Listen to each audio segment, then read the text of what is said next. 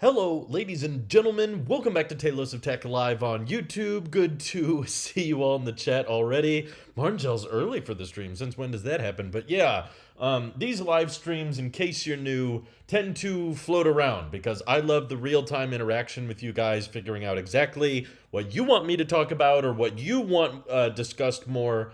And because of that, I can't pick one singular subject to remain the only subject throughout the live stream, so I apologize if you expected these to be one subject through on out, but I just found that the best way to do a live stream, at least for me, is to engage with the audience, engage with the chat, and typically for the thumbnail and title, I kick off with a subject that's on my mind, just to kind of gauge your guys' opinions on it, but of course, assuming it's still tech related, we can drift from different subjects. But the big change for me is now factory resetting and putting back in the box the M2 MacBook Air. We finished the review just a few days ago. It was quite a lengthy process and quite a compromise in a lot of ways. You know, it was somewhat of a tricky laptop to review because it was not an easy, obvious audience to find answer for, of just like, oh yeah, this makes a lot of sense for yeah, because it wasn't really the most portable laptop Apple's ever made, and it's not really winning on affordability, it's not winning on performance, so really all it could fall back on was that design. But just as a user of it over the past few weeks, I guess I shouldn't have been surprised that going from, you know, a $6,000 laptop to a $1,000 laptop was going to involve a lot of compromises and a lot of downsides. I should have known that going into it, but I was still a little bit annoyed by how long it took for so many things to get done, by the smaller screen size. I've brought this up on the channel before, but I still kind of find my 16-inch MacBook Pro a little bit small, mostly because, you know, I got so used to doing everything on a 27-inch iMac, and I did that for years, honestly, even back when I used a MacBook Pro from 2016. I typically docked it with an external monitor pretty regularly. And I just don't really have that option yet with this MacBook Pro, especially when we're traveling and taking it on the go and stuff. So I still find this display a little bit small, MacBook Air even more so, the speaker quality being so much different. Yeah, like, just there's no comparison, like Yasser is saying.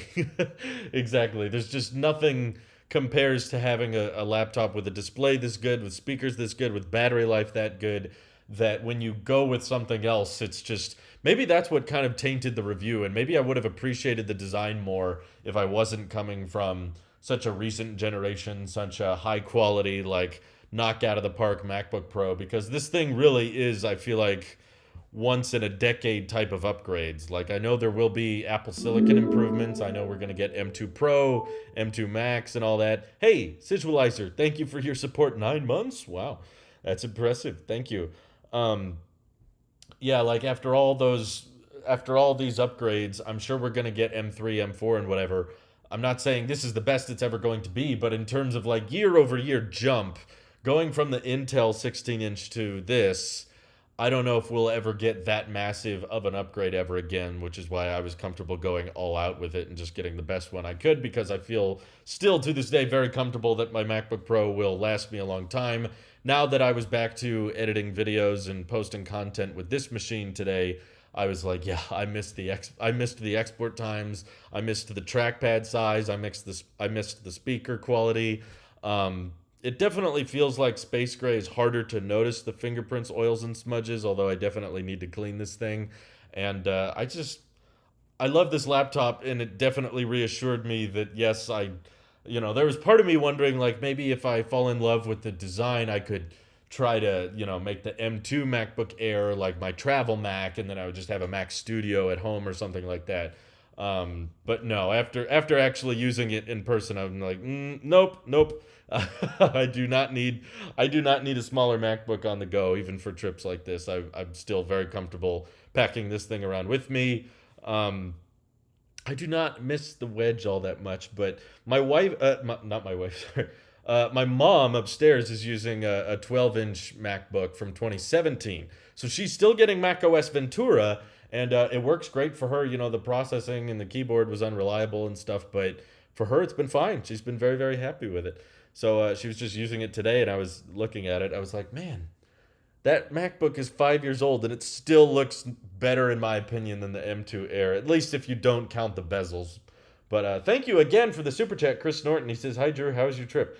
Thank you for asking. It's been fantastic. Just catching up with family. There's a lot of people and relatives we haven't seen for a long time, so it's great to catch up with them again.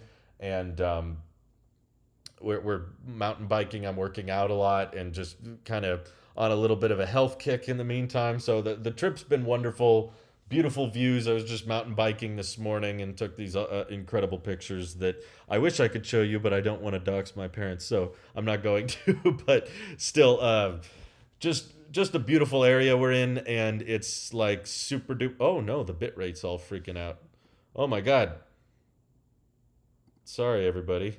We're on Comcast, for the record. So if the internet's acting bad, that's why.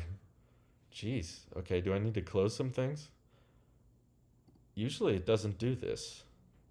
Hopefully it fixes itself shortly. People said this is better.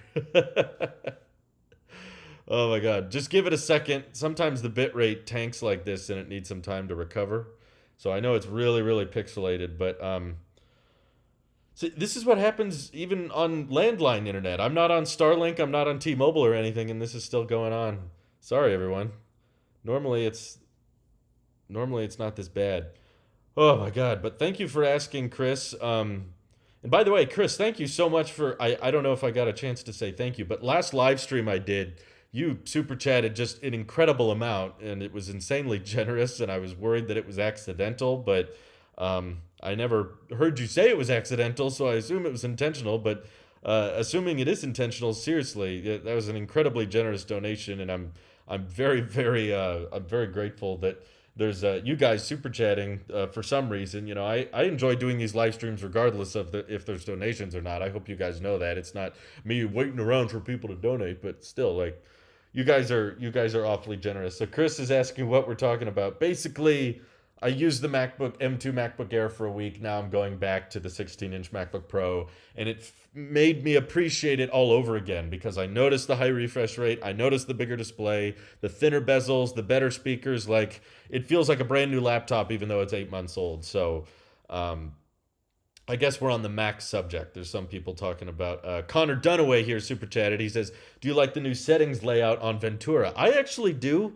I don't think it's perfect. Like, I think it could be easier to showcase storage and RAM, but I think maybe part of the reason they make it harder to see is because they're realizing that with the age of Apple Silicon, there's going to be very, very little changes in how much internal storage there is and RAM. That's all unified now. So having that kind of data easily accessible is not super necessary in my view, because their Macs are becoming less and less modular and less upgradable. I mean, they weren't really upgradable before, but now even less so, even on desktops and that kind of stuff. Chris says it was intentional. Okay, well, thank you for clarifying. And once again, just, it's very rare for us to get super chats that big, so I was incredibly flattered and honored that people are willing to donate to watch these, to get their messages read and to watch these streams. You guys are too kind. You're too generous. YouTube needs to get on that refund button. Okay, so Ben Rayner here says, "You still holding up to see if they release a new studio display before shopping for a new monitor?" Yeah, I don't have a ton of faith in whatever the new mini LED external monitor is that Apple's working on. I'm sure it exists. The Pro Display XDR is just so dated, and they have to be coming up with something to go alongside the new Mac Pro. And basically, Apple themselves has confirmed there's a new Mac Pro coming. So I know that there's got to be a new monitor of some sort. You know, whether it's 27 inches or 32, I don't really care. But I'm not like completely sold on getting it because I don't know how much it is. Hearing Ross Young talk about it be 27 inches gives me hope that it's not going to be as crazy expensive as the Pro Display, but it's obviously got to cost more than the Studio Display, which means it's likely going to be a over $2,000 monitor. And for me, it's a question of, is it a $3,000 monitor or a $4,000 monitor? What gets me pumped though is Ross Young's doubling down on it and saying, yes, this will be 120 hertz, and he's convinced that they will get ProMotion on it, which is a big selling point for me. Hopefully, I'll be able to access that high refresh rate somehow via Thunderbolt 4, even though it has its own limitations on what can be achieved at 5K and stuff. So, even if it's out of my price range or the specs aren't what I want, I at least need to wait and see to be sure. Because if I were to buy a monitor now, and then later on Apple unveiled a way cooler monitor that was way better, I would feel kind of stupid and feel like I spoke too soon. So I would much rather wait to see what goes on before completely committing and saying, yes, I'm definitely going to buy an external monitor right now or buy the studio display right now and that kind of stuff.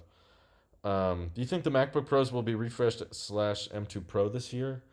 I've seen, I think it was Mark Gurman referencing it, but it seems a little too soon. Typically, especially with Pro chips and higher end Apple Silicon, they typically don't refresh that every 12 months. And the MacBook Pro I'm using right now is not even 12 months old. You know, the M1 MacBook Air launched in November of 2020, and the M2 Air launched in July of 22. So that was well over a year, actually over 18 months. It was more like 20 months between refreshes. And I just, I don't understand. I don't understand exactly why they would want to refresh it now, especially after all the backlash they got on the M2 chip.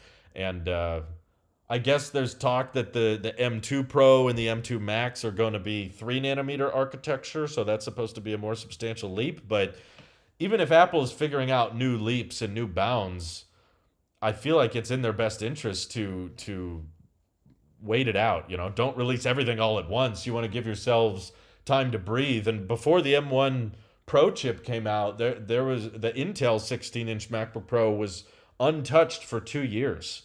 They launched it in October, I think, of 2019, and then they didn't do anything with it until end of 2021. So yeah, it was like 2 years between refreshes. So the idea of upgrading the 14-inch and 16-inch laptops within 12 months, I have a hard time believing that. I think they would at least want to wait until like dub of next year to just give some time for the M1 chip to breathe and kind of save up their chips or something. But yeah, I don't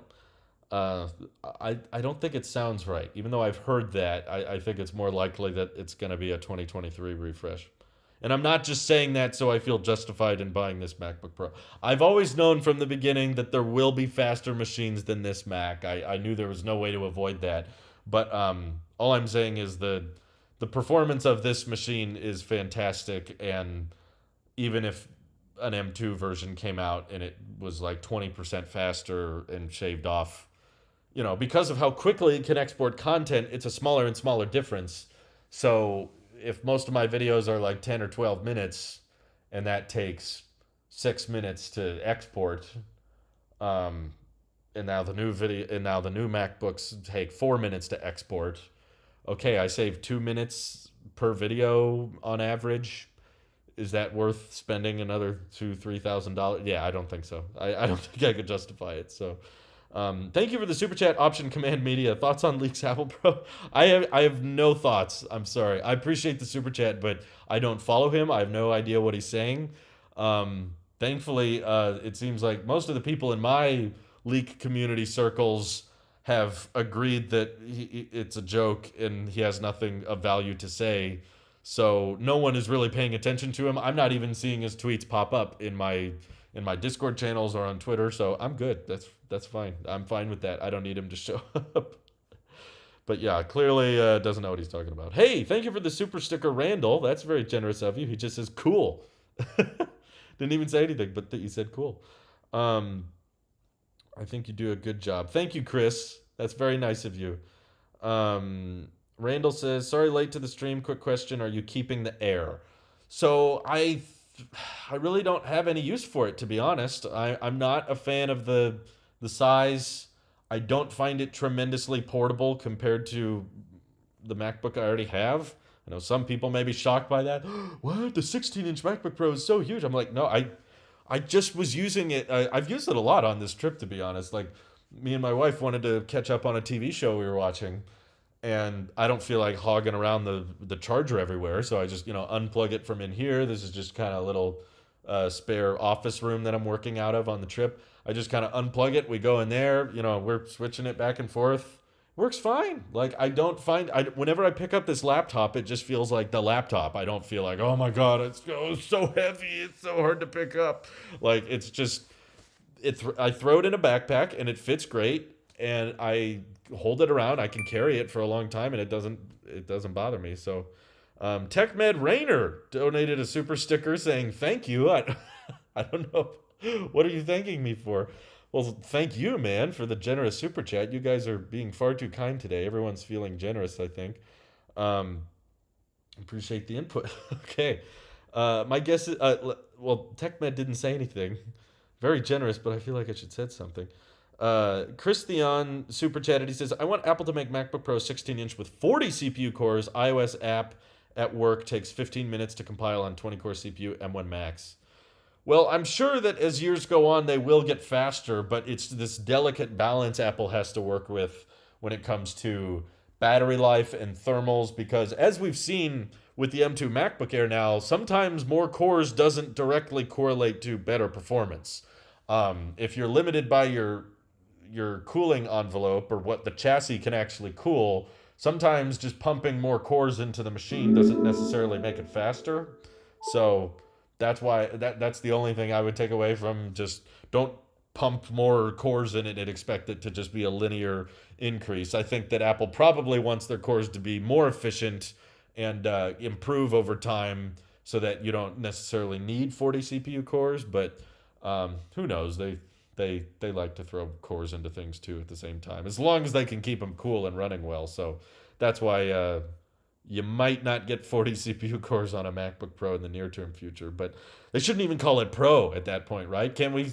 We're using with the M1 family. Apple showcased their like. Oh, did the? Oh no, it didn't. Sorry, I was looking at a dated preview. I was worried the stream freaked out. We have M1, M1 Pro, and then it goes Max, and then Ultra. Who knows? Maybe we'll get Extreme for the Mac Pro. But if we're doing MacBook Pros, maybe we need MacBook Max or MacBook Ultra. I still think it would be cool to see Apple bring back like the 17-inch MacBook Pro or an 18-inch MacBook Pro. Something huge with a massive battery pack and big old fans, and it could pack a whole M1 Ultra on the inside or something like that. I think that'd be fun. Apple World, thank you for your support. He says the 16-inch MacBook Pro is my current laptop too. Good for you. I think it's a solid machine. 13-inch laptops are overrated. These things are awesome. I'm actually more excited to see how a 15-inch MacBook Air would perform. I think that would be cool. Oh my God, you guys are super chatting so much. You're far too kind. Okay, AJSR says, I have a wish list for the MacBook that hopefully I'll buy soon. My main wish list is actually the 16-inch MacBook Pro, M1 Pro with 50. Yeah, the base model one is still pretty good. If you can find that certified refurbished, it's a great deal. But then he says, but since these whole SSD thing on M2 Air/Pro 13-inch, I'll plan to buy the M2 Air with 256 gigs of storage plus 24 gigs of RAM to config to try out myself. How sucks 256 gig is. I don't know why. That's such a weird combination. I guess they let you order that, don't they? Yeah, you could. That's just weird to me that, like, if you want my advice, I would not recommend buying a 24 gigs of RAM M2 Air because, okay, hold on. Let me get up the configurator. How much does that cost? I know it's probably different in your country, but I'll at least get a general idea. Like, if you're comfortable with 256 gigs of storage, I feel like you're probably not doing much that would take advantage of 24 gigs of RAM anyway. So, yeah, that's an extra $400. So that makes it $1,600. Yeah, you are getting awfully close to the price of a MacBook Pro, which will have more storage. It won't have the read and write issues. And it'll have 16 gigs of RAM, which I think will be better than a thermal throttled 24 gigs of RAM. Like anything that you try to do with 24 gigs of RAM is probably going to be limited by what the M2 chip can handle in a fanless chassis. But I guess you do you, man. It's your money. I just don't know if I would recommend it. Um, Anyone who says the 16-inch MacBook Pro isn't portable is a fool. Some people are just stronger than others. I don't know. is that mean? Maybe I shouldn't say that. Maxted said the speakers on the M1 Air were better. Very weird. I don't know if I completely disagree with that, just because I've seen. I haven't compared the M1 MacBook Air to the M2 MacBook Air speakers like side by side because I don't have them with me. But when I started playing music on the M2 Air, I was a little bit disappointed. I was just like, they're okay sounding. They weren't like amazing. They sounded like iPad speakers basically. Like if you've ever heard an iPad Air, turned up the speakers on that all the way. That's kind of what the MacBook Air sounded like, because they're packed. I didn't bring this up in the review because the video was getting so long, but I tried to take a picture of them somewhere in here. Let me find it. They're not front firing. I think that's the difference with the M1 MacBook Airs. The speakers are, they put those little artificial holes on the side of the keyboard. That's not exactly the size of the speaker, but that is where they put them, and they're not put in the same place on the M2 Air. Let me find that picture. It's hard to see them, but they put them in the little notch above the metal, where the metal hinge moves back and forth. So the speakers are like blasting into like the chin of the display, which is not like a super optimum place for your speakers to be. Okay, here's the picture. So like your top row of the keyboard, see, this is how quickly a Midnight collects dust. Like they embed them. They look like iPad speakers into that metal, but they're facing away from you and hoping that sound bounces off the display lid. And it's just a little tacky sounding. And again, it's not, at least with an iPad, the speakers are on, the top left and right corners and the bottom left and right corner. So you kind of get a surrounding experience typically, but with that, they're kind of crammed in the back, and not a super optimum place. So noticeably different, but neither are better than the other. That's what Alpha is saying. So maybe Alpha's listened to them both. Apple World says battery life and size is better in my opinion for the 16-inch. The 14-inch is way too small for me, especially since I'm kind of copying you with the 2018 iPad Pro. Yeah, that's just me. I mean, I know people that are very happy with the 14-inch, so you saved yourself money if you go with that one. But yeah, I appreciate the battery life gains for sure. Largest battery that you're allowed to take on an airplane. That's true, yeah. If they increase the size of the battery on the MacBook Pros further, you would not be able to take it on a plane. The MacBook Air speakers are still better than most Windows laptops in its price range, though. Yeah, that's also something I haven't compared. I haven't checked out $1,200 or $1,500 Windows laptops. I'm sure they're fine. I wasn't trying to say that the speakers were bad. I think they were just, I've been spoiled with my MacBook Pro speakers. These things are insane. I have never seen speaker quality in a laptop this good before. Like the frequencies they hit, the low notes, the volume, the lack of peaking sound where it's like starting to blast or anything. Like, it's insanely good. I get that the sound was supposed to bounce off the display, but I'm just saying it comes at the cost of the performance of the sound, and it's quite noticeable to me. Let's see. Where is it? What is your go-to MacBook? I use the 15-inch 2021 MacBook Pro and love it. 15-inch 2021. I think you mean 16. But yeah, I think that's what I'm at. I think Apple Music should have tabs so you can have multiple playlists, albums open at the same time. It's such an obvious feature. I don't understand why it doesn't exist. I'm trying to understand what you mean, Sam. Like, obviously, you can only play one song at a time. Tabs so you can have multiple playlists and albums. I mean, they did. I mean, I remember that app having tabs. Like, you can have a library and then you're browsing new music or, yeah. But if you tag me on Twitter with a concept of what you're describing, it would probably make more sense. But I'm kind of like, aren't you playing one song or one playlist at a time? You can't play like multiple songs. I wonder who actually listens to music on the MacBook speakers. I only ever use them for YouTube videos.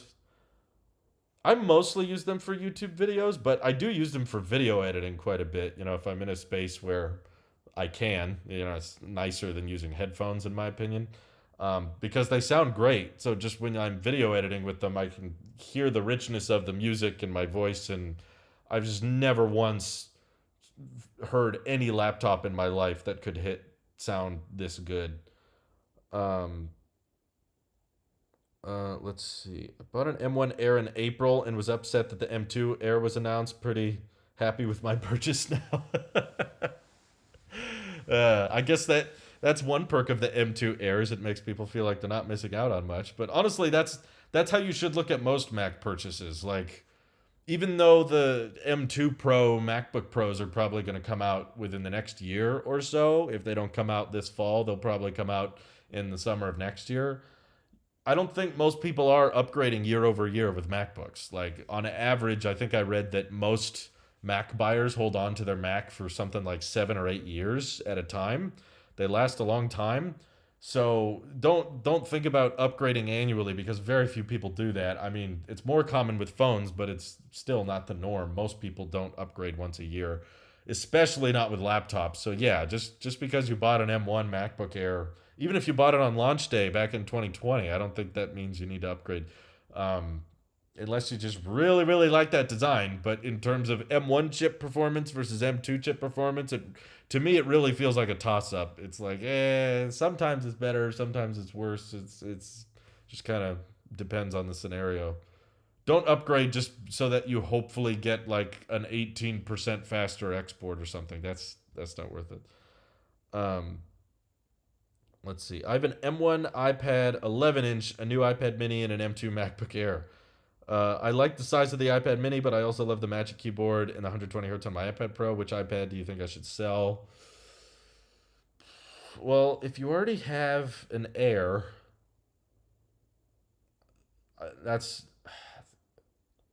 the answer is you should sell or get rid of your iPad Pro and your Air and get a 14-inch MacBook Pro. That way you can keep your 120 hertz and still have a fairly portable MacBook that's more capable than your M2 chip is. I don't know. That's my solution to that predicament. But I like the iPad Mini. Just the refresh rate kind of bugs me a little bit. But if you have the M2 Air, then the refresh rate doesn't bug you that much. But at the same time, you say you like the Magic Keyboard and the 120 hertz, but you would get basically the exact same keyboard on the 14-inch. So, yep, I stand by my point, Hayden. That's my suggestion. Marngel says Apple should have copied the speaker layout of the 12-inch MacBook with the M2 Air, in my opinion. I don't know, not just the speaker layout. I'm just saying they should have brought back the entire design. After using the M2 MacBook Air and, feeling its weight and holding it and editing off of it, I'm like, I mean, it's a kind of lighter than a MacBook Pro, but not by like a whole lot. It doesn't have that wow, like ultra thin, ultra portable feel that the 12-inch MacBook had. And maybe that's just really fresh in my mind because my mom still uses one, so I get to check it out every day, and I'm just like, dang, that thing is thin and it's so easy to hold and it's super lightweight. I was like, they should have just brought this back and called it the Air. I'm not saying call it MacBook again, because that never sells very well whenever they call something just MacBook. But like, seriously, if they would have just brought, it doesn't even need to be a super fast chip. I mean, obviously the M2 chip doesn't have that much cooling performance in a fanless design anyway. So if you're not caring too much about the thermal throttling and the performance of the M2, just chuck it in that old 12-inch MacBook design. Hopefully update that keyboard if you can, get it to a more reliable state. Probably ditch the butterfly keys if possible, but I feel like that's what the MacBook Air should have been. That's a fantastic design, and yeah, the speakers are in a much more optimized place. So no, I'm not sure why they want to make it this weird kind of middle tier of, maybe it's the chip shortage, maybe it's all their supply chain issues. They're kind of like engineering with their hands behind their back, they're kind of restricted with what they can do. Maybe that's it. I don't know. I get the feeling sometimes, when they compromise on the NANDs, you know, and they have to start making read and write speeds worse generation over generation. And it's like those kind of compromises maybe more so than we realize because of the lack of chips and stuff.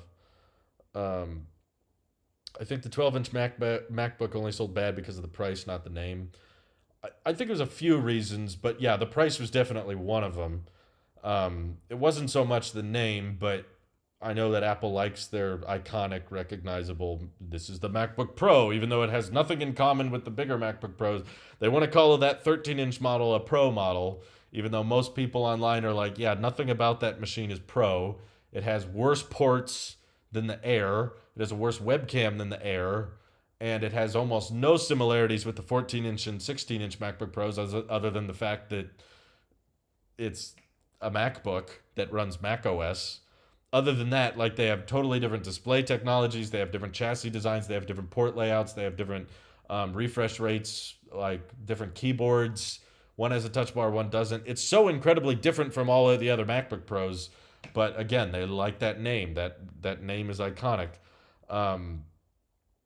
so they keep it around. So I just figured like an Air that was 13 inches or whatever would sell decently. Um, that was that closer to that size with the thin bezel. I don't think it was the design that was the issue with that machine.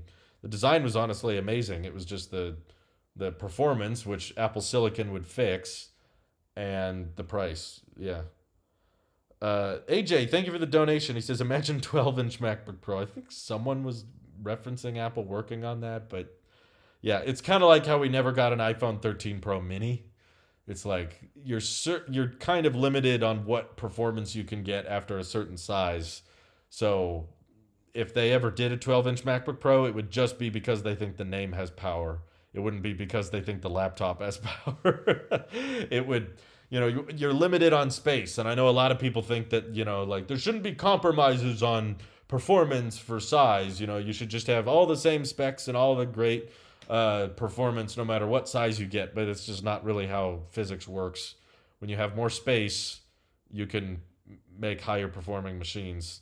So when you give the machine less space, if they did a 12-inch MacBook Pro, it would likely be fanless and it would likely thermal throttle a lot, and they probably couldn't put that many ports on it. So nothing about it would be Pro other than the name.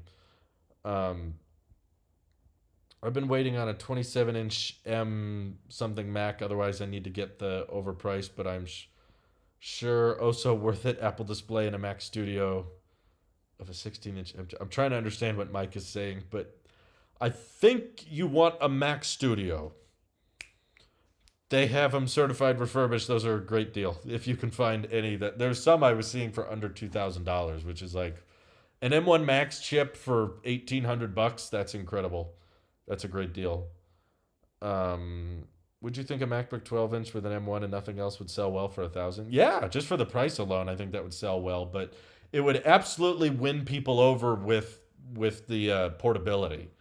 And I just don't feel like the current MacBook Air really is that much portable. It's not substantially smaller than the old one, and it's not much lighter. So if they did something that was like noticeable step change, like this one's under 2 pounds instead of 2.7 pounds, and this form factor in the width is, the keyboard goes right to the edge and that kind of thing, that would have been more interesting to me. Snazzy Labs made the point how it's ironic that when Apple finally has control over the silicon is when they decide to take the safe approach when it comes to design. I agree with that point a lot. I just don't really understand what is safe about the M2 MacBook Air design. It's kind of just bleh. I don't know what about it is safe when it causes so many thermal throttling issues. It's not exactly great for the chip. So I guess it's safe in that it's just universally likable, but in that case, I would say the 12-inch MacBook had a safe design other than the keyboard was controversial, but maybe there's no way around that keyboard. Maybe they can't bring back the 12-inch MacBook because they would have to bring the butterfly keyboard back, and they don't want to do that. Isaac says, should I get a Mac Studio to use as a desktop to keep my M1 Air as my desktop plugged into a monitor? Or keep my M1 Air is what Isaac is saying. Well, ultimately that would come down to if you think the M1 chip is too slow for you. I mean, I don't have enough context with your question, Isaac. Like if you're doing something for work and you think that the M1 Pro chip will accelerate your exporting and help you get work done a lot faster, then I could see you justifying it. But if it's just like I'm bored because I've been using the same Mac for a long time and I want to mix things up a bit, then nah. We're in a very inflationary environment. If there's a time to not upgrade or a time to save money, it's probably right now. Um, my head right now. Don't buy a Mac. Don't buy a Mac. Tesla's more important. I'm kind of in that same boat. For Final Cut Pro and gaming. Oh, for gaming, you probably shouldn't be buying a Mac at all. But um, again, that I still don't have enough context. Like, yes, the M1 Max chip will export videos in Final Cut faster, but is your workflow or what are you doing in Final Cut? Is saving 5 minutes per export. How many exports do you do? If you export one video a week, no, I would not say that's worth it. If you're exporting like 2 or 3 videos a day, that's when the time it saves to have quicker exports starts to stack up. But you've already got a mobile machine, and the M1 chip is still pretty capable in my opinion. So as long as as long as you can do it, then no, I don't think you need to force yourself to upgrade. Um, Properly review a product. Maybe Apple could keep the entry $1,000 price with an M2 12-inch MacBook. I don't think the new MacBook Air will ever go down to 1,000 like the old one did. Well, it's important to keep in mind that inflation is real, and it's impacting everything, including Apple and all of their supply chains. So $1,000 doesn't mean what it used to. $1,000 today is more like $800 a few years ago. 12-inch MacBook had a lot of compromises to make it so small, whereas the M2 MacBook Air design isn't very ambitious. No, but the compromises were mostly in regards to, I would say, the performance, and that's not an issue anymore. At the time that the 12-inch MacBook came out, trying to make a MacBook with no fans in it was like unheard of. And putting processors in a Mac like that had no way of cooling themselves off, that was a big risk and it was very chancy. But with the existence of Apple Silicon, I wouldn't really consider it chancy or risky anymore. What's your take on the silver color for the 16-inch MacBook Pro? Better than the space gray? I think so. I wish I would have gotten space gray. Yes, I regret it. Only reason I got space gray was because right after the event ended, I was in a hurry. I was rushing because I knew they would be limited in stock and limited in supply, and I wanted to get one as soon as possible. So I wasn't thinking, and I just opened the app and hit configure and got the high storage option I wanted. Got the M1 Max non-binned and everything, and I placed my order. And within like a few minutes, I already noticed that the ship times were slipping. Like the estimated delivery was being pushed back. So I couldn't just reorder the same MacBook in silver very easily. I would have had to wait several weeks more. And it was a lot of money to put on my Apple Card because keep in mind, I was buying a MacBook that was going to hold me over for like 5 years. And I was like, man, that's a lot of money to put on my credit card. I think I was bumping up on my credit limit actually. And on top of that, there was an Apple Card glitch where when I bought my MacBook Pro, just so happened on that day, they gave me 6% cash back instead of 3. And that was just a one-time glitch, and they said, that wasn't intentional, but we'll honor the cash back, which meant that if I wanted to reorder my exact same MacBook Pro in silver, I wasn't going to get the 6% cash back. So I was going to have to pay the extra 3%, which when you're on a MacBook this expensive, that's like $150. So I was having to ask myself, should I spend $150 on getting a silver color instead of space gray? Yeah, no. It was already a very expensive purchase, and I already felt lucky that I got 6% back on it. So I was like, yeah, you know what? Space gray is fine. I don't hate it, but I went to an Apple store later and I saw this exact MacBook Pro in silver and I thought it looked way better. But there's also a bit of a placebo effect that I've noticed that anytime I buy a particular color and then I go to a store or I see someone else's color, I think that one looks a little bit nicer, a little bit cooler. Um, so sometimes you just want what you don't have. That's just like a natural mental game. Um, Randall, thank you for the super chat. He says, off topic, my Starlink is averaging 260 download, 12 to 15 upload. Really? That's great. That's much better than what I was getting, Randall. I'm glad it's working for you. Yeah, Model Y Mike in the chat has also been on Starlink for quite a while now, right? Like 3 or 4 months.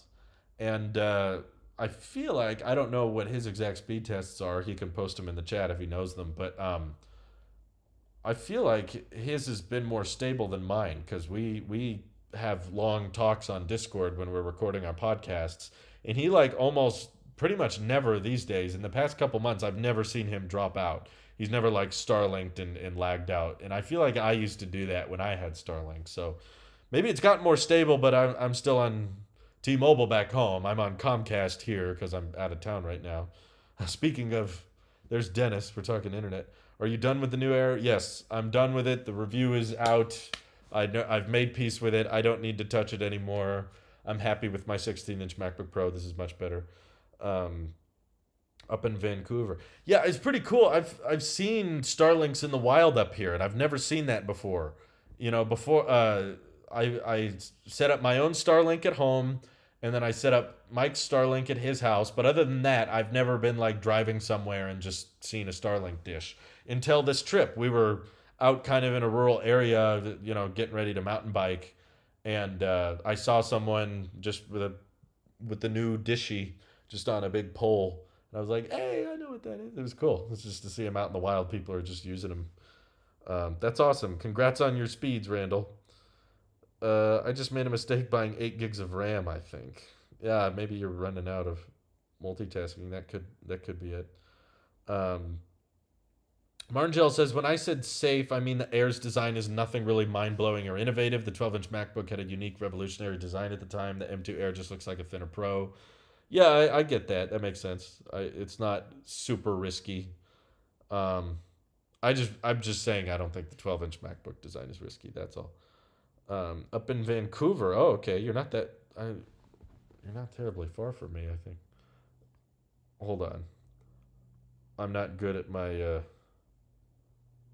geography. Yeah, you're a little far from me. Never mind. It's a bit of a drive. I just looked up Vancouver. Yeah, it's kind of far. But, I'm a much closer to you now than I am at home. That's for sure. My dishy points north. Really? Yeah, everywhere's getting pretty hot, isn't it? Definitely more stable. Not the best at streaming content to YouTube, but does great with entertainment streaming services, online gaming, working from home, and casual chatting. Yeah, I think that the download stuff is pretty solid for most Starlink users. On the topic of internet, what speeds are you getting where you're at from Comcast? So my parents don't have like the top of the line Comcast plan because my parents are not creators. They're not live streaming constantly. But they're mostly using it just for watching TV and stuff. So I think the last speed test I did was like 100 down and like 5 up. So they're on like the cheapest plan they have. And they're fine with it. They don't need anything faster. Although their prices did just go up after the 1 year. So they had to sign into another like 12-month contract in order to get the prices down. But they were interested in the T-Mobile home internet thing when I told them about that, and they said they'd like to do it, but it's just not available where they are.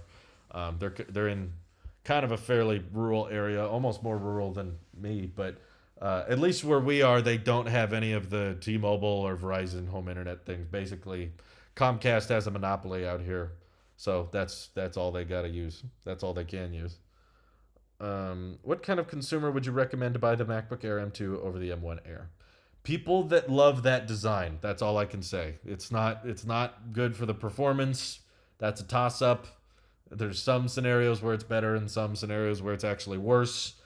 The speaker quality I don't even think is very good compared to the M1 Air. It's not more affordable than the M1 Air. So it's just, do you really, really like that look? I think that's it. I mean, maybe one point that I didn't bring up in the review that maybe I should have is if you care about fast charging, the MacBook Air M2 does charge a bit faster.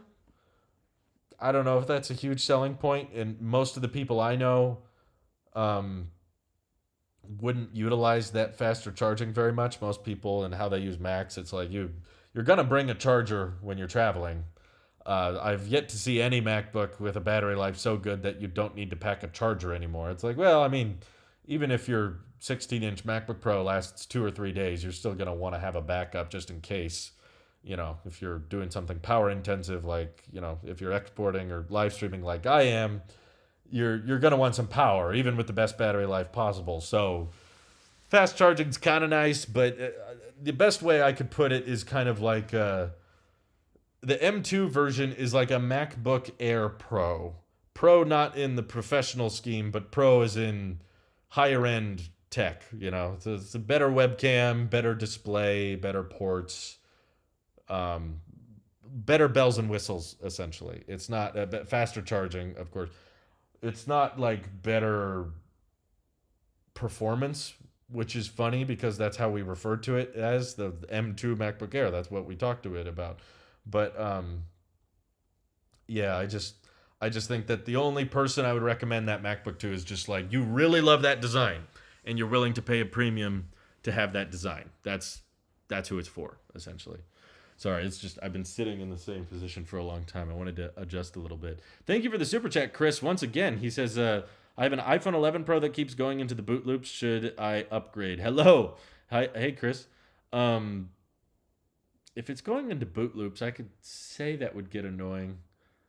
I don't know how often the boot loops are for you, but we're so close. We're less than 60 days away from an iPhone 14 event. In fact, we'll probably be unboxing iPhone 14s in 60 days. So if you can wait, I would encourage it, not because I think you should get the iPhone 14, but just because the prices of iPhone 12s and 13s will go down quite a bit once the 14s drop. Even directly from Apple, they tend to drop. So more so in the used market and then certified refurbished and everything. So if you can wait, I would recommend it. But if you can't wait, I would look around for a good deal on an iPhone 13. I'm not sure exactly why you chose the 11 Pro, if it was for the camera or the display. But now that OLED is a standard thing on even the cheaper models, if you like the 11 Pro for the size, I would actually recommend trying to find like a discounted 13 mini. Like I just highly discourage people paying full price for things late into the upgrade cycle when you're really close to the refresh. It's like, okay, if you have to upgrade, because obviously I know situations happen. People drop their phones and things go horribly wrong or they run into boot loop issues. It's like, I need my phone for work or for communication. I can't wait 2 months. Okay. There's some situations where you just have to upgrade. Usually when a product has been around for 6, 7, 8, 10 months, that's when you can find deals on it. You can find it on sale at Best Buy or on Amazon or from Apple. Kind of depends on the region you're in. I don't know what it's like where you are, but I would just encourage you to hunt around a little bit because typically there's a lot of sales for things when they've been out for a while. So if you can wait a couple more months, I would say go ahead and wait. The 13 mini will probably get even cheaper by then, but I think if you're happy with your 11 Pro for the size and the OLED display and that's what you like about it, then the 13 mini would probably be like the best one to upgrade to because the 13 Pro is going to be a bit bigger, and not only that, the chassis design is sharper, so it kind of cuts into your hands a bit easier, and it won't feel as compact or as portable. The camera bump on the 13 Pro is enormous. I already think it's crazy big on the Pro Max, but when you're on a smaller phone, it's even more noticeable. So I guess go with the 13 Pro if you really care about the camera, and that's what your favorite feature about the 11 Pro was the telephoto lens and that kind of thing. But I honestly think the telephoto lens is kind of overrated. I mean, I do use it on this trip. I have used it a little bit, but you can just digital zoom on the main sensor, and the main sensor is pretty dang good. And I've compared like digital zoom on the main lens versus telephoto, and it's noticeable. Obviously, telephoto is better if you have it, but is it worth spending an extra $300-400? I would say probably not. It's like, how often are you going to look at that telephoto picture you took? And how much is it going to be compressed when you post it on Instagram or wherever anyway?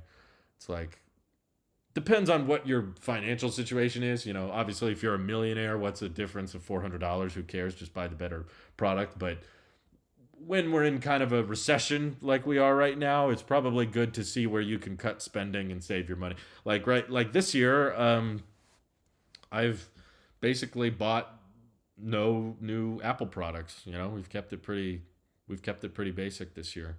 I spent a lot of money last year, but now we're just kind of saving for the Tesla and investing and that kind of thing. It's just, that's the best thing to do, is not spend too much money when your dollar's not worth as much. So I hope that answers your question. Randall says, apparently Starlink has put up more satellites than all of last year. Yeah, I've noticed that. There's been a lot of Starlink missions this year. I've been watching the launches. It's like every week there's another batch going up. They're putting up a lot, so I assume that helps with stability, but Starlink is going to get like exponentially better once Starship comes online and they're able to launch the V2 satellites, and that hasn't happened yet. So we're all using like version 1 Starlink right now. Once we get to version 2, that's when you could start to see much lower ping and like gigabit levels of speeds, which would be pretty amazing.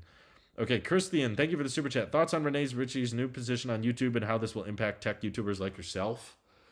Well, I appreciate the super chat, Christian. I'm sorry, I don't know the entire extent of Renee Ritchie's new position.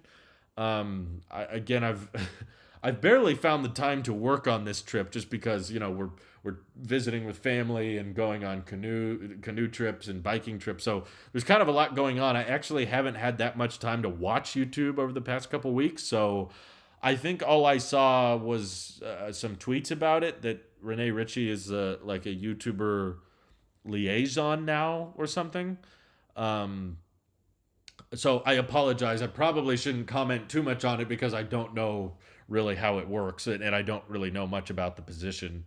I apologize. I wish I did, but I assume it won't change much. I mean, it sounded to me from the brief scanning I read of tweets. So again, I don't know the complete story, that he would just be kind of posting YouTube videos giving advice to creators about, I don't know, like how to monitor channel analytics and how to interpret data and how to post videos, or maybe it's tech support kind of stuff. But I remember him saying that for individual help, you're still supposed to go to Team YouTube. So he's not trying to be like a Q&A guy where you just like say, hey, this part of my YouTube channel is annoying me. How do I fix it? Like, that's not what he's trying to do. He's trying to speak more broadly and more of an educational state, which is cool.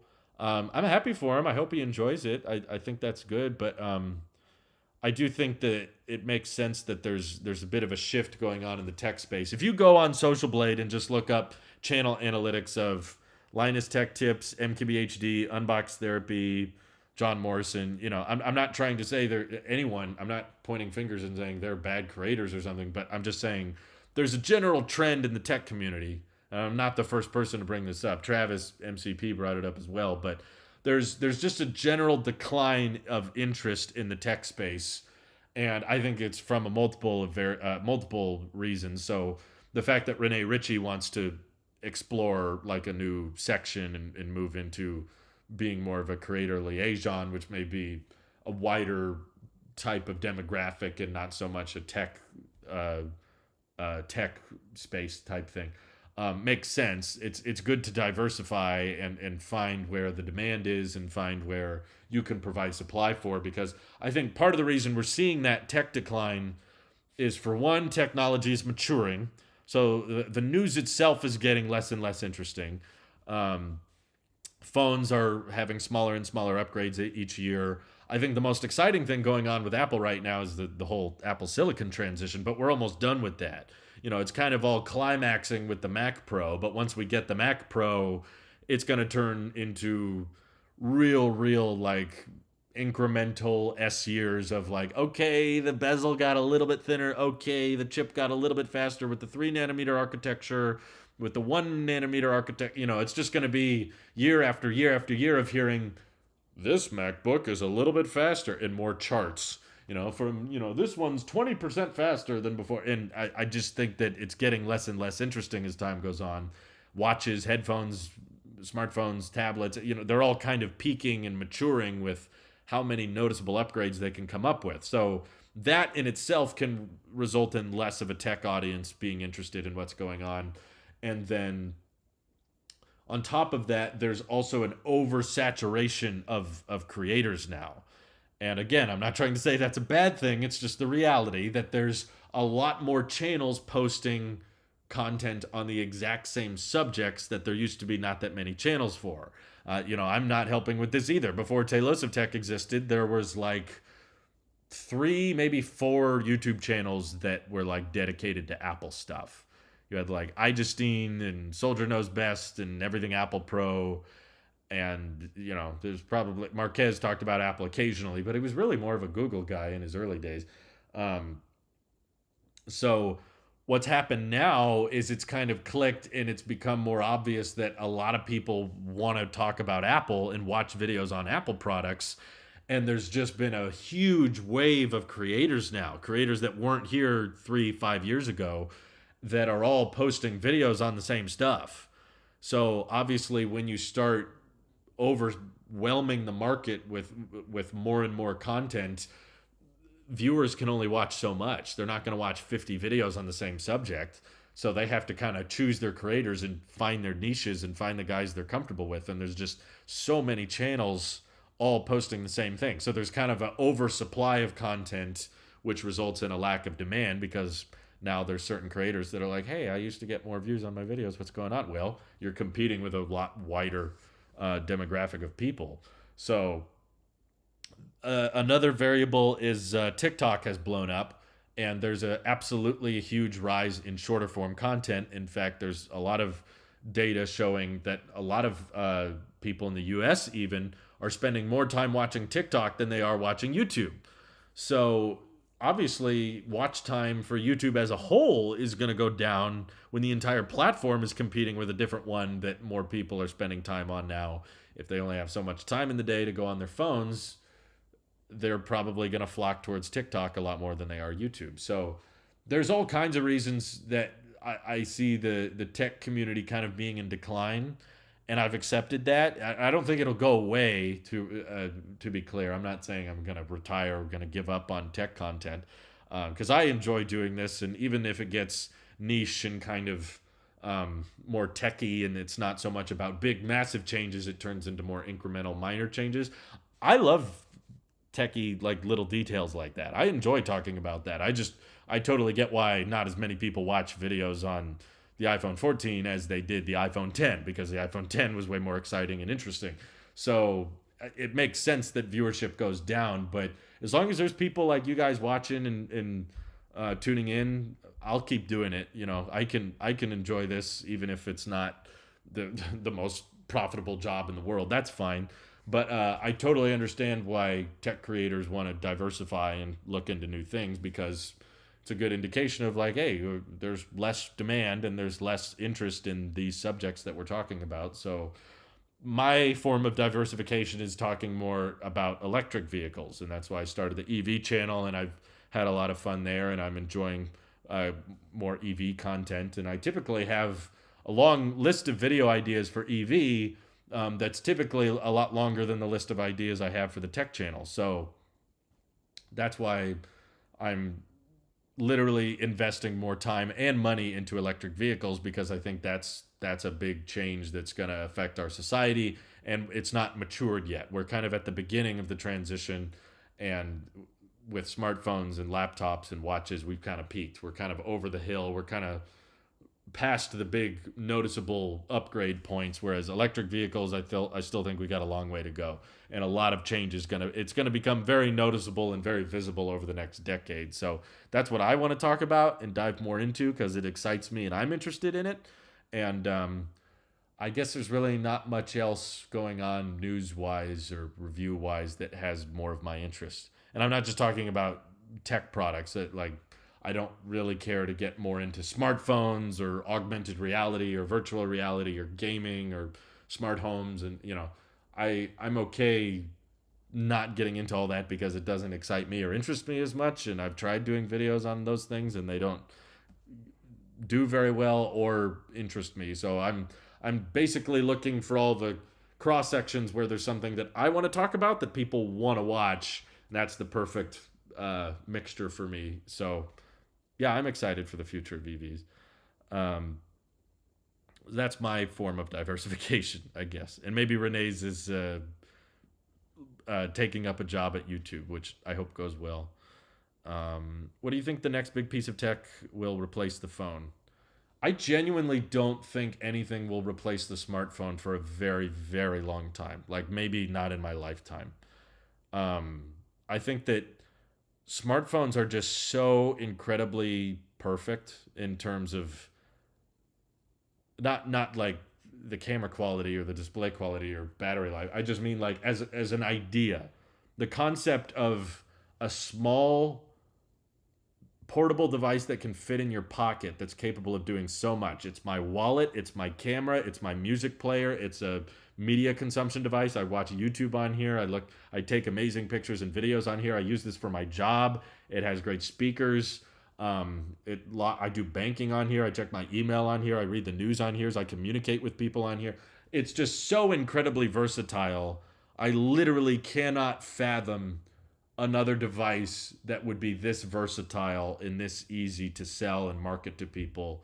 I know a lot of people love to say glasses, but they really aren't that versatile. As cool as they would be, and I'm all excited for there to be AR glasses in the future, that's not going to replace your camera.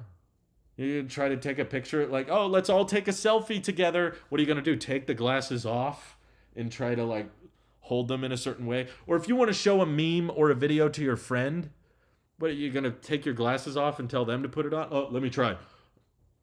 Oh, yeah, that's funny. Take them off, put them back on. And also, another big problem with glasses, they're so incredibly easy to break. So many people I know with sunglasses and even prescription glasses have to be really, really careful about how they store them and transport them because they can fall off if you're doing certain things. You got to take them off depending on what's going on. And like, this thing is water resistant. I dropped this thing on concrete yesterday and the glass didn't break. It's incredible. Like, they've gotten so durable and it's so easy to just like hand it off and have several people. Like, another super duper, really, really common use case of smartphones is like, when you're having a FaceTime call with lots of people, like, hey, my sister's calling or whatever, let's all look. So like me and my wife or talking to my sister and my mom or someone's on the phone, we're all sharing it. You could share through the glasses. That assumes everyone has the glasses, which they don't always, especially because they're going to be expensive. Augmented reality glasses won't be cheap. Also, just the camera, the selfie, the FaceTiming thing is not going to be easy to replace with glasses at all. You can't easily show yourself on a call with glasses because you're wearing them, You'd have to take them off and point them at yourself. So again, I think that glasses will have a lot of potential to expand on our ecosystem because you'll basically have 3D holograms, which is pretty awesome, but it's not going to replace the need for a phone in your pocket. It's going to be just like the Apple Watch is an extension of your phone that makes using your phone easier, but it doesn't replace it.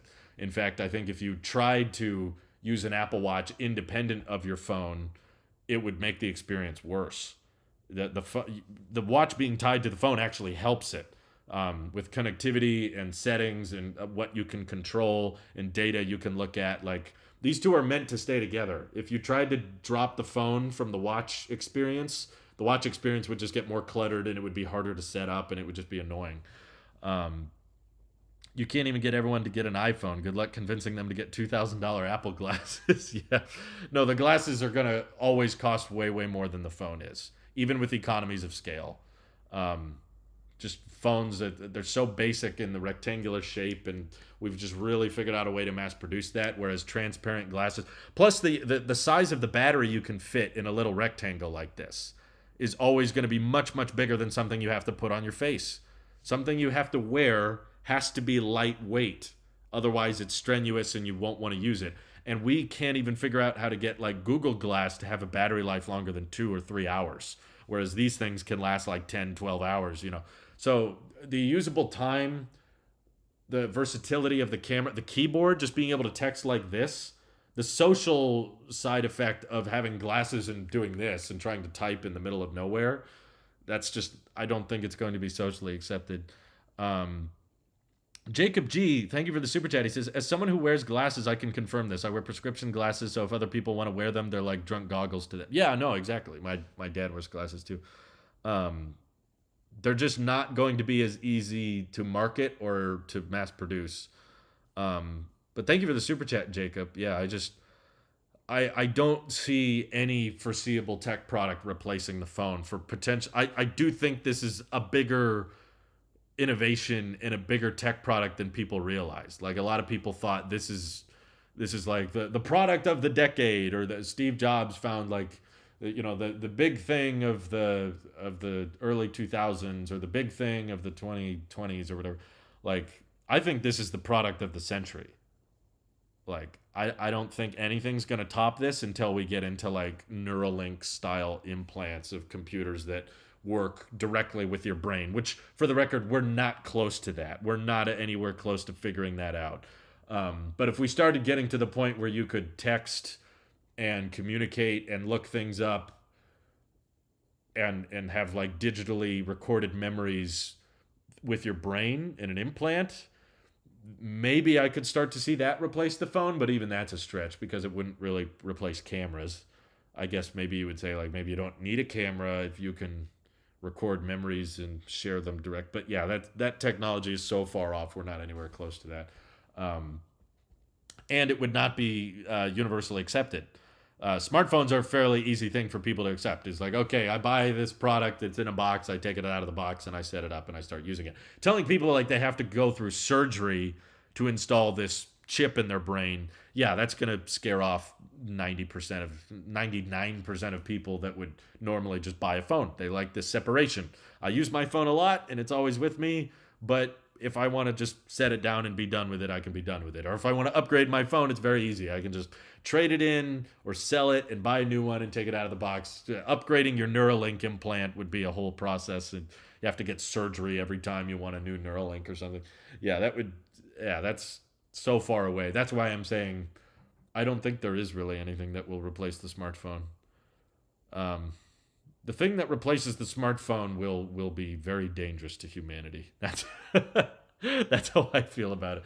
I've done a video, it was a long time ago, but I did a video on Neuralink and how a lot of people were afraid of the concept of, no, I'm not comfortable with Neuralink, or I don't like that because what if something goes wrong? And the whole video I did was, no, you should be more afraid if something goes right. If Neuralink works and it does become the social norm in the future, and we're all the grandpas going, I don't trust these machines, then we're really, really screwed. We're in a whole heap of trouble if it goes well. We should hope it doesn't go well, because then the government would probably stop it and prevent it from working, and you wouldn't be able to easily get one. But if it goes well and it becomes the social norm, then it's going to become like a peer pressure thing. Like people who have Neuralinks will be substantially ahead of everybody who doesn't, and then it'll start to become like you are less capable and you can't work as well, or you can't be as valuable to companies, or be a valuable you can't be valued as much in society unless you get a Neuralink, and that's a crazy train to go down. So I'm grateful I probably won't be alive for that, or I'll be at the end of my life when that happens. I'll be hopefully still making YouTube videos like this for you guys, but I'll just be like, nope, I don't need to do it. But I don't need to find a career or anything. I've worked hard and I've invested and I've saved up money, so I can just kind of enjoy my life and just pursue my hobbies and do what I want to do. Yeah, goodbye humanity if Neuralink goes right. And I'm not saying companies shouldn't be pursuing this thing, because it's inevitable. If we don't do it, another company will. If our country doesn't pursue it, another country will, and they'd be substantially ahead of us. So I'm not saying it's wrong for companies to pursue it. I'm just saying there's potentially some huge ramifications of societal change. If you think smartphones were influential, oh my God. If Neuralink started doing some of the things that they say are possible, then ugh. It would probably be illegal to have a Neuralink if you're in school. At first, probably, but just like smartphones were not allowed and you had to turn those into the teacher, and now they're trying to turn that into no, you could use the phone for class, and now people use laptops and iPads for the technology slowly crept in, and I think something similar would happen if there was a way to you're not having to look up information anymore. You just know it. If your brain is plugged into the cloud, you should just know random information. It would completely eliminate the need for most schools, and you could just know how to do tons of things. You could just download French. You just download a little program on your brain. Now I know how to speak French because it would be sharing the collective knowledge of humanity. So whatever was documented somewhere would be accessible on the human brain. It would be like, oh, so we don't need French teachers anymore if you get the surgery. Oh, so if a company is looking to hire someone, are they going to hire someone who's working through college or someone who has a Neuralink implant that can teach themselves any language or any complicated task or how to do hardcore calculus or do anything, and they can train their brain to do it in a matter of hours instead of years? That person's going to get hired. That person's going to be more desirable. So that's just going to throw off all of society and careers and college and educate. It would just be a big mess. And I don't think I'll be alive for that. I think that might start to happen near the end of my life. I don't think it's going to happen in the next 20 or 30 years. But I do think that eventually might start to happen if we're talking about the grand scheme of technology over the course of centuries. Like the Cage Star Trek episode years ago. I didn't see that one, but my dad probably did. I don't know if Dad's watching. Neuralink will be my flip phone / get off my lawn moment. Yeah, me too. See, most of us watching here are used to being like the newcomers to tech, and we like phones and laptops. We're all into this stuff. And most of us here, if you're watching this live stream, you're probably going to be mostly against the idea of surgically implanting computers into your brain. But by the time they're doing that, we're going to be in our, 60s and 70s and 80s. And kids are going to be comfortable with that.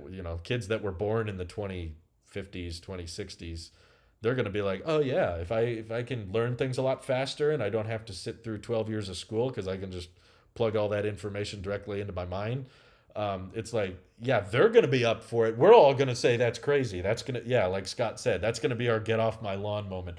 We're going to be like, oh, these crazy kids with their Neuralinks, and they'll think it's the future and they'll think it's cool. That's what they're going to think it's fun. We're just going to be the old men going, yeah, that's crazy. I don't like that. I want my technology outside my body. Now you're talking robots and the machines are taking over. We need John Connor. Yeah, I hope I don't live to see that apocalypse, but it'll be a crazy world, I think. Abba says it won't happen until maybe 50 years from now. Yeah, it's hard to predict, but I think I might see it near the end of my lifetime. If you're saying 50 years from now, that would mean I'm 74 when that starts happening. I'd be fine with that. I'd be like, yeah, I don't need a Neuralink to be super ahead in life. And if there's a country, if the United States starts making it a mandatory thing, like everyone needs a Neuralink, then I'll move somewhere where it's not required. I'll try to find a country where they don't make me do that. Hopefully, it probably wouldn't happen with how laws work here, but hopefully. Goodbye, humanity. Future kids will be scary. You don't think kids are scary now? I could just imagine my grandkid asking for a Neuralink surgery for Christmas. Yeah, I'll just say I try to be optimistic about the future, but at the same time, I just want to say on the record, because we're near the end of the live stream, I can get a little existential on us. I'm very grateful for the time I'm living in. I think I'm very happy with the time I was born in, because I think watching all of this technology grow and expand is really cool. Like, I feel like the age that I was born into is like the consumer technology age. Before me, like people that were born in the early 20th century, that was like the air and space age. There were some people in my family that literally watched the first airplane. Like they remember when there weren't airplanes, and then airplanes improved and iterated and got better, and then they watched people walk on the moon, like in their lifetime. That's just such an insane amount of technology growth, but it's mostly for governments, and I guess there's airlines you can fly on and stuff, but for the most part it was watching the space race from your living room on the TV. My age is more about watching technology miniaturize. I was born in the iPod era, and I grew up with small portable electronics that we actually got to use, and then that morphed into phones, and now we're seeing the transition from x86 to ARM architectures, and laptops getting thin and powerful, and battery life getting better, and watches and wireless headphones and cellular data, and doing things mobile. And now I'm watching the transition from combustion engine to electric vehicles, and I think that's going to be a really fun, exciting transition. Like, I'm really happy and excited for like the time I'm in. I think there's all kinds of cool growth and cool technology improvements to witness. And I think I was also lucky to be born before the time where technology starts to make us question what is human, and like start to start to throw off like what is human thought, or what is robot, and what is code, and what is spirituality versus what is technology. When all those lines start to merge, I don't know if I would have enjoyed that as much. I think technology as a product versus technology as a part of our brain and part of our biology. I would rather tech be a subject we get to talk about. Like, I enjoy the 16-inch MacBook Pro. Should I buy the M2 MacBook Air, or should I get an M1 Mac? I like that. I like that discussion, and I have a feeling like 50 or 60 years from now, the tech discussion would be a lot scarier, and it would mostly be more of a political, moral discussion about what technology is going to do to humanity. Is it going to break us, or is it going to save us? Is it going general AI? And if the one thing I've said that I would never be comfortable with is if there was a way for an implant, or if there was a way for a Neuralink to change my opinion on something. If there was a way for a piece of tech to interact with my brain and say, like, your favorite color is no longer red, it is now blue, that would be like, okay, I have no original thoughts anymore. Now all of my opinions and all of my decisions in life are at the mercy of what the chip is thinking and what the chip is deciding. Like, that idea scares me entirely. The only way I might be comfortable with the Neuralink in the future is if there was a easy way to disconnect power. Like, okay, the chip itself is implanted, but the battery is external. So I could always just disconnect the battery when I want to turn it off. I feel like there needs to be that separation, and it feels like there wouldn't be much in the future. Um, it's that darn 5G. uh, Sam K says, me moving to a one-room shack in the overpolluted and overpopulated city with no electricity in 2069. Neuralink is illegal there. We're all gonna have to move to some crazy place that bans Neuralink. Um, my great grandma was born before sliced bread and the zipper. Yeah, I think mine was too. This is starting to sound a bit like the dystopia in Shinedown's Planet Zero. I don't know what that one is, but you're probably right. I believe you. We now spend half our lives learning what we could implant by default. That would be a way richer life. Oh boy. I feel like the world is going to get worse eventually. I feel like the world always gets worse and better at the same time. Certain things get improved and other things get worse. There's a lot of things that we didn't have 100 years ago that I'm very grateful we have now. And there's also, you could probably argue, some personality differences that have changed, and you could maybe argue the kindness of strangers has gone away, or people aren't as hospitable as they used to be, or as trustworthy as they used to be. I feel like human nature tends to never show limits in stupidity or evil, but technology always seems to improve and get better, which can improve quality of life. Same with like medical technology advancements and consumer tech that's gotten cheaper and more affordable to the masses, and freedom of information has gotten better. So everything's getting better and worse at the same time. It just depends on what section of the world you're looking at. So the implanted Neuralinks that we all protest that our grandkids will all install someday, we may think it's crazy and it's wrong and it's bad, but maybe they'll become, the smartest human beings who ever lived, because they'll have just so much access to quick information, and they'll learn things and discover things that we never could have learned or discovered with our, monkey brains, primal brains.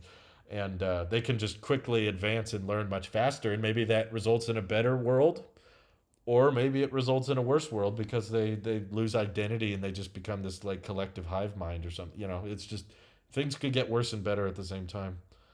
Um, my cat is watching the stream. His name is Mish. Shout out to Mish. Thanks for watching. Michael says, I work at Target and some guy said to me, you kids and your apps, and you guys probably don't even know what a CD is. Oh, thank God. CDs suck. They get scratched, and you got to keep this big traveling case. I can keep thousands of songs in my pocket, and they never get scratched. Screw CDs. That's a great reset. Martingale says, the smartphone is definitely not going away anytime soon, but will laptops and tablets ever become obsolete in the far future? I could see a point where smartphones become so good that just kind of becomes your computer. And it's not necessarily that laptops and desktops go away, but your phone is just the one powering them. Maybe in the future, you're just going to drop your phone into a laptop and that powers it. Or your phone docks with an external monitor and keyboard, and that is your Mac. You don't need a dedicated tower anymore. I could see that becoming like Samsung DeX, basically. I could see that becoming the future. Scott says, I feel like technology could bring about world peace, but I also feel like technology could bring about the end of humans. No in between. One or the other. World peace or nuclear apocalypse. You have to pick one. Own nothing and be happy. Eat the bugs. Morph with the AI. Become one with the network. Yeah, that's a good question. Maybe that'll happen. Maybe. Maybe good point. Mike says medical technology has never been better. So grateful for it recently. Yeah, I'm grateful for what's capable now and what will probably be capable in another 50 years. If the DNA genomics advancements continue and they start figuring out ways of reversing aging or 3D printing organs more reliably and that kind of stuff, maybe we'll live a lot longer. But the better question is, will you want to live longer with the way the world goes? Maybe it's like the technology got so good, we found out how to make people live to be 300 years old. But it's such a crazy dystopian, miserable future that you probably won't want to live that long anyway. You can't decide. You could keep living, but do you want to? I don't know. Maybe 100 years is a good amount. Maybe we don't need to push that too much. After that, you're like, I don't need to see what happens next. You look or watch any interview with someone that like is like 110 or 120 years old. They're always like, this world is insane. They're like, why am I here? What's going on? Whenever they interview like the oldest people, they're like, what is happening? That's going to be us if we somehow live to be 120. Ugh. Do you think we'll ever reach a society like the movie In Time? I don't know that one, but tech might change a lot. I think that's safe to say. Oh my God, Jacob. Did he super chat twice on... Oh no. I'm so sorry, Jacob. Feels like the super chat went in twice and he didn't mean it to. Seriously, YouTube, where is that refund button? We need a refund button. Okay, Jacob says, I grew up in the cassette tape era and I thought that tech held up well because if you still have it today, use a cassette adapter and a dongle and you're good. Just use your phone with it. Yeah, if your phone has a headphone jack, but they don't always. Oh my God. Thank you so much for the double super chat. He said, sorry, I got glitched. No, I'm sorry for you, dude. You probably got charged twice. I hate it when that happens. That's really annoying. I really wish there were a refund button. I'm sorry, Jacob, but yeah, You're right. The cassette tape probably aged much better than the compact disc did. Scott says, "Good luck to having to work for 275 years of your 300-year-old life." Yeah. The Social Security and retirement's going to be so messed up that you're going to have to work into your 200s in order to pay your bills. Oof. Anyway, we got real deep on this one. I'm very grateful that you guys were hanging in for this thrill ride of a live stream. We talked about some pretty crazy things today, but I'm grateful for you, and I'm very happy for the time we live in. I think that there's a lot of bad things in the world. I don't deny that, and there's corruption, and there's certainly things that we need to fix, and there's certainly a lot of things we could improve as a species. But just as far as my life goes, I'm grateful for you guys, having people enjoy the conversations we get to have and talk about consumer products and what Apple's going to come up with in the future and what we want them to come up with. Seriously, I love the dialogue we get to share, and I love your guys' questions and all that. So I'm going to have to sign off here, but I had a great time chatting with y'all, and I appreciate the donations. And Skylar here says, "You mean to tell me tech has gotten so boring that we can't even go an hour and a half without going off the deep end?" We can. It's been done on the tech podcast, but still, I don't mind going off the deep end. It's kind of fun subject to dive into. I would love to meet aliens not from this planet. Hopefully the aliens are nicer than we are. Oh my God, Randall super chatted too. My God. Only through this live stream is when I can talk about tech. I enjoyed it. Yeah, that's what I love about these live streams too. Randall said, "Here's for the refund button."